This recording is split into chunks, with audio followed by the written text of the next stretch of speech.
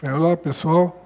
Eu agradeço a possibilidade de estar aqui conversando com vocês hoje, agradeço o convite, que me possibilitou isso.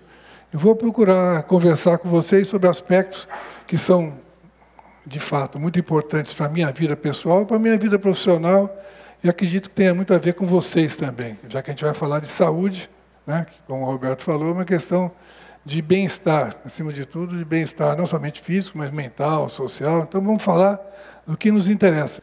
Abordar temas que eu venho vivenciando na minha vida profissional e na minha vida de médico, de professor, de quem se propõe a fazer alguma pesquisa sobre isso. E vou começar contando uma história para vocês que não é a minha, é a história de um advogado de São Paulo, o senhor Ali Ciampolini, que veio literalmente para morrer em Florianópolis, já que tendo uma doença grave, uma cardiopatia grave, teve infarto, passou por procedimentos intervencionistas, cirurgia cardíaca, angioplastia, e depois de várias complicações, deram a entender a ele que ele não tinha mais chance, com o tratamento que existia em São Paulo, e São Paulo é um grande centro da medicina brasileira. Ele estava sendo tratado num centro de cardiologia de referência importante. Falaram, nós fizemos tudo que podíamos fazer por você. E deram a entender que ele ia morrer em 6 meses e tanto, já que ele estava com uma insuficiência cardíaca que estava limitando muito a vida dele. Tinha falta de ar para qualquer coisa que fizesse na vida. Andava um pouquinho, pequena distância e já tinha cansaço. Ele falou, já que é para morrer, eu vou para Floripa. Vou para Florianópolis, vou morrer na beira da praia. Vou lá ficar junto dos meus filhos. Os filhos dele já moravam aqui. E moravam na beira da praia, eram surfistas. E falou, vou para lá e pelo menos eu vou ter uma vista bonita nesse meu período aí de espera até encarar outra. E de fato ele apareceu em Florianópolis e lá no centro de reabilitação cardíaca que foi criado na Universidade do Estado de Santa Catarina. É o Núcleo de Cardiologia, Medicina e Exercício que se propõe a atender pessoas usando como recurso principal para a promoção de saúde, não somente prevenção, mas tratamento, o exercício físico, e se tornou também um grupo de pesquisa, um grupo de pesquisa vinculado ao CNPq. E lá a gente desenvolve projetos mostrando a importância do exercício como um recurso de prevenção, de tratamento. E, de fato, ele estava muito cansado, quer dizer, mal andava, tinha falta de ar, mas disciplinado, ele acreditou no exercício, como eu já acreditava e como acredito cada vez mais. O exercício é uma terapêutica impressionante para reverter expectativas tão sombrias como a que ele tinha. Ou seja, quem tem insuficiência cardíaca como ele tinha, e grave como ele tinha, faz parte de um grupo com expectativa sombria de vida, já que 50% de mortalidade anual. Então, o que falaram para ele tinha a ver. O que não tinha a ver é que não tinha possibilidade de reverter isso. Ele acreditou nessa possibilidade, cada dia conseguia caminhar um pouco mais, em pouco tempo ele já estava, e chegou aqui aos 69, já estava caminhando 2, 3 quilômetros, sem precisar parar, passou a fazer exercícios resistidos, a musculação, melhorou, né, a aparência, melhorou a autoestima, era um sujeito elegante, começou a viver bons momentos na vida, melhorou muito a qualidade de vida dele aqui em Florianópolis. Isso chegando aos 70. E, em determinado dia, já estava com 73, 74 anos, encontrou comigo lá na universidade e perguntou se podia voltar a surfar. Eu não entendi muito bem, falei, o que é surfar? Eu já fui surfista na década de 60, meus filhos são surfistas, eu vou para a praia, fico lá na beira da praia vendo eles surfar e dá vontade, fico lá sem ter o que fazer. Falei, pô, veja, há alguns anos você estava na marca do pênalti, literalmente. Já está com uma sobrevida interessante, vendo bem, será que vale a pena encarar água fria, ondas grandes, etc? Não, você é um surfista diferente, eu só vou entrar na água quando ela estiver quente e quando não tiver onda. Falei, tá. Falei, eu estou acreditando em você, mas vamos... Tá, já que você faz questão, vamos encarar essa. E, de fato, ele mostrou a fotografia, dizendo que era surfista na década de 60 em São Paulo, e passou a surfar em Florianópolis. E, não contente com isso, entrou no circuito catarinense de surf. Ganhava todas as etapas, entre 70 e 80 anos só tinha ele. Mas, então, quer dizer, ele era um sujeito único.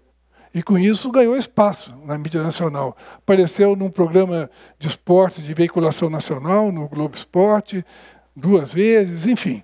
se tornou uma figura conhecida, e surfando, e vivendo cada vez melhor. Tinha recaídas, a gente ajustava o medicamento dele. Quem tem uma doença como a dele usa muitos medicamentos, dava uma ajustada, aumenta o diurético, diminui o diurético, muda um pouco determinado remédio que abre as artérias, enfim. Mas foi seguindo a vida, e isso chegou próximo dos 80 anos. Para quem ia morrer antes dos 70, bater nos 80 anos foi um espetáculo. Deu para rever muita coisa, né? Ele teve 10 anos para rever a vida e para começar a fazer o que era importante para ele, e de fato ele fez isso. E não morreu surfando, fique tranquilos. Morreu dormindo, acordou morto, como se diz. E isso mostra que, às vezes... Pois é, dependendo de como a gente dorme e de como a gente sonha, parece que dormir às vezes é mais perigoso que enfrentar ondas grandes e água fria, etc., e até tubarão por perto. E nessa situação, eu vou começar a falar um pouco de mim também. É bom fazer essa ligação. Eu falei que essa história tem muito a ver comigo, e tem. Eu sou médico formado há muito tempo, tive oportunidade de ter 2 vidas, espero ter 3 vidas numa vida só. A minha primeira vida profissional foi em São Paulo, trabalhei 16 anos lá, vivenciando uma medicina bem convencional. Eu trabalhava em grandes hospitais, trabalhei um bom tempo no Hospital das Clínicas, no começo do INCOR, e fazendo cateterismo cardíaco, hemodinâmica, acompanhando a intervenção de perto, a cirurgia de perto. Enfim, vivi uma fase muito boa em São Paulo, aprendendo muito, mas vivendo uma medicina convencional, seja na cardiologia, seja na UTI. Trabalhei muito tempo na UTI, no grande hospital de São Paulo, Hospital do Servidor, e naquela época, ainda desde o início da minha atividade, eu questionava muito certas intervenções, porque a medicina brasileira, assim como a medicina que acontece em grande parte do mundo ocidental, é uma medicina que eu acho excessivamente agressiva.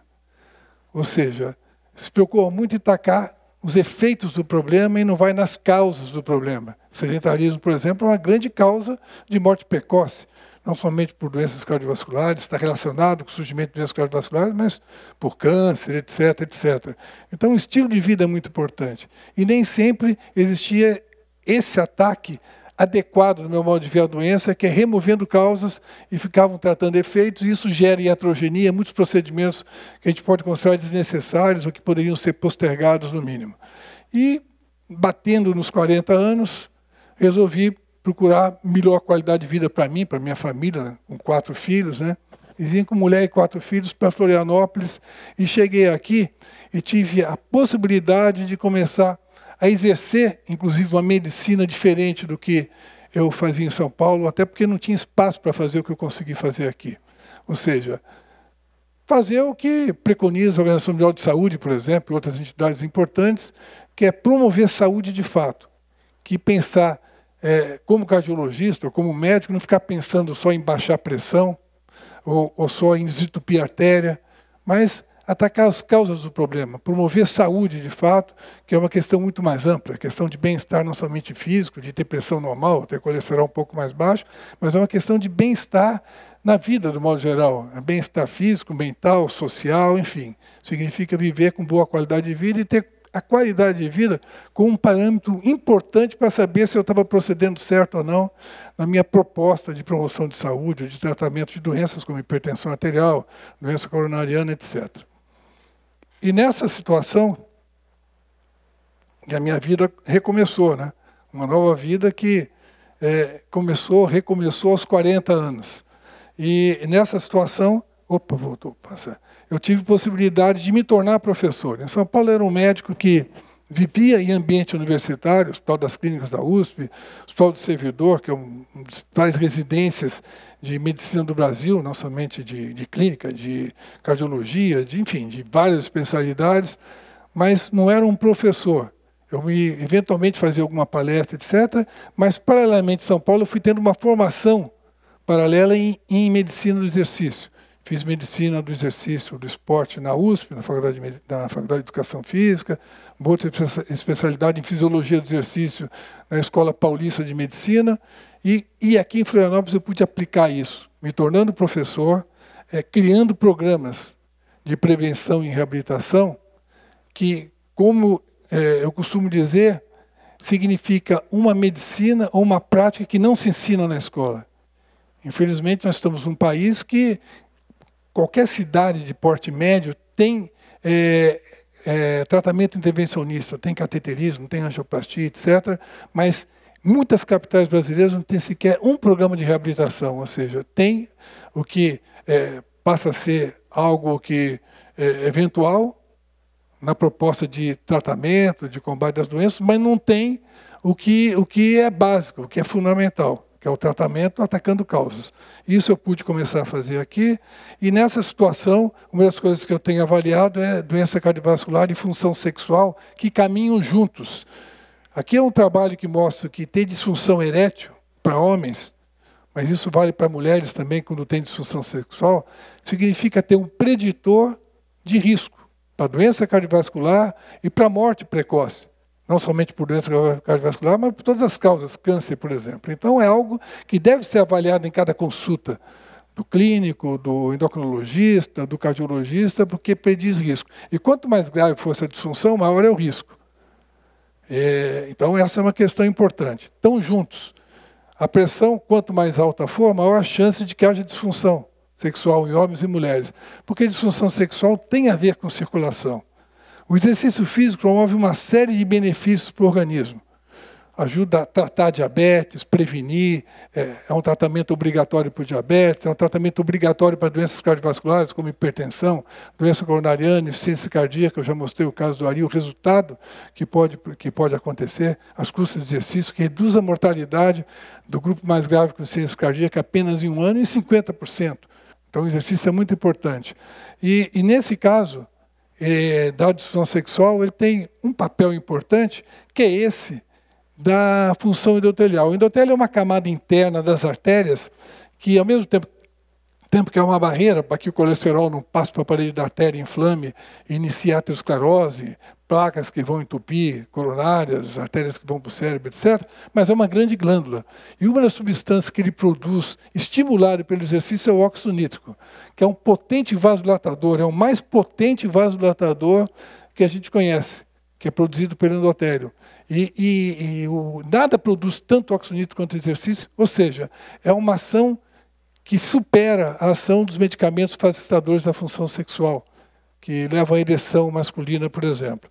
Isso o exercício proporciona, isso a gente vem estudando e faz a gente entender por quê. Esse é um trabalho que eu apresentei no Congresso Mundial de Cardiologia em Melbourne, mostrando que, para idosos com insuficiência cardíaca e com nível baixo de testosterona, limite inferior ou abaixo do normal, a gente, de forma aleatória, avaliou 2 grupos, ambos submetidos ao exercício intenso, intervalado.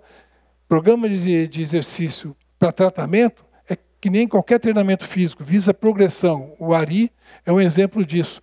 Quem pode andar rápido não tem por que andar devagar, quem pode começar a correr não tem por que ficar só andando, quem pode levantar mais peso vai levantar mais peso, isso significa progressão, e alguns chegam a surfar, como o Ari chegou depois de ter saído de uma situação crítica. Então a lógica é progressão, e a gente tem usado exercício intenso, intervalado, como se faz em academia para jovens hoje em dia.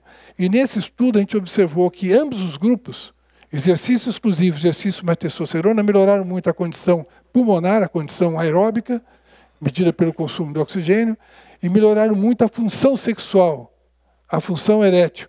E esse grupo apresenta uma grande prevalência de disfunção erétil. A única diferença foi o nível de testosterona no sangue, que aumentou em quem usou, obviamente, mas sem vantagem, sem benefício adicional. Então mostra a importância do exercício nesse aspecto de reverter processo de envelhecimento, já que a insuficiência cardíaca significa alguém envelhecido precocemente, porque perdeu massa muscular, perdeu disposição, perdeu vigor, perdeu energia para viver. A gente tem estudado a dança como uma possibilidade de treinamento, não fica só no exercício convencional. A dança aumenta o batimento cardíaco tanto quanto o exercício convencional. Quem está dançando atinge um batimento cardíaco semelhante ao que obtém quando está na esteira ou correndo na rua. E a dança baixa a pressão como exercício convencional, e com vantagens adicionais. Porque, obviamente, um exercício mecânico em cima do esteira, né, é algo que proporciona muito benefício. mas é algo que não permite uma adesão, uma aderência tão boa à programação de exercício. E a dança facilita. Os nossos pacientes do programa de reabilitação que se exercitam por meio da dança não faltam aulas. 3 vezes por semana lá. Isso se torna um hobby. Passo a fazer isso no final de semana também. E a dança possibilita algo mais. Contato de pessoas, aproximação de pessoas e, frequentemente, depois da dança, rola alguma coisa a mais, né? E isso a gente observa lá. E tanto que um ponto de vista que eu defendi nesse artigo dos Arquivos Brasileiros de Cardiologia é esse, que o padrão ouro para tratar doença cardiovascular e função sexual ao mesmo tempo é a dança. E não preciso explicar por quê. Esse é um trabalho, é o último estudo que eu mostro, é um estudo de Jonathan Myers, um pesquisador americano, que mostra que o grupo de baixa aptidão física estão divididos em quintis de acordo com a capacidade de exercício. Apresentou uma alta taxa de mortalidade no decorrer do estudo, de décadas, um estudo prospectivo, sem diferença entre quem tinha doença cardíaca, em barra branca, e quem era aparentemente saudável. E o grupo de excelente aptidão física, ou de boa capacidade de treinamento físico, apresentou uma baixíssima taxa de mortalidade no decorrer do tempo, mais uma vez sem diferença entre quem era doente e quem não era. Mostrando que talvez mais importante do que ficar procurando coronária entupida é saber como é que a pessoa está vivendo, se está fazendo exercício, se está se mantendo bem disposto. E para encerrar, eu mostro essas fotografias do grupo de pacientes que iniciou a reabilitação fazendo exercício convencional, passou a fazer exercício dançando, isso se tornou um hobby e aqui já se tornou uma manifestação artística. Eles estão participando do festival de dança no SIC, concorrendo inclusive com grupos de dança mais jovens, mostrando que a dança é muito poderosa. Acreditem nela. Procure dançar nesse final de semana que vale a pena. Muito obrigado pela atenção de vocês.